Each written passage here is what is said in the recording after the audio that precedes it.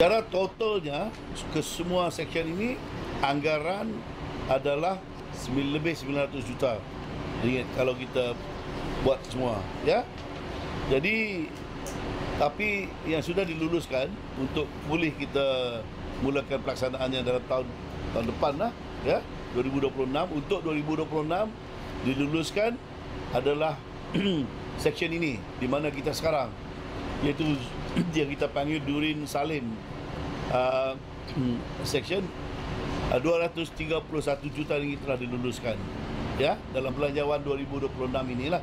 Sekarang masih diperbahaskan tapi dah masuk dalam permohonan kita. Jadi kerja menaik taraf jajaran ini akan dilaksanakan secara berfasa lah.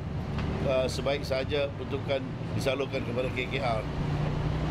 Beliau berkata demikian dalam sidang media program Turun Padang rasmi Menteri Kerja Raya ke jajaran Red Line Sibu pada Ahad. Nanta menjelaskan 4 seksyen Red Line Pan Borneo merangkumi Durin Salim, Batu Kawah Serian, Pujut Kuala Baram dan lapangan terbang Bintulu Batu Lima, dan kesemua jajaran ini dipilih kerana tidak termasuk dalam kontrak asal projek Pan Borneo.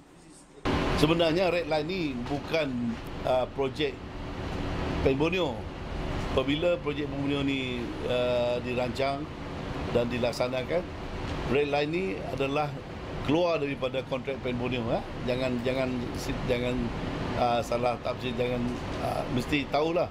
Kerana jangan ada orang mengadu, mengapa Pan Borneo ini cepat sangat rosak. Tidak.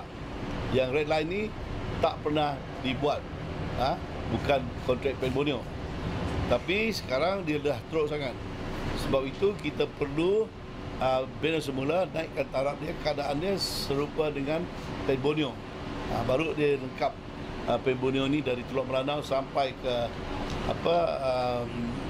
Amiri dan Kuala Waram. Jelasnya keadaan jalan Durin Salim yang sering dikeluhkan pengguna bukan disebabkan masalah penyelenggaraan Pan Borneo. Sebaliknya kerana sesyen itu belum pernah dibina semula seperti laluan utama.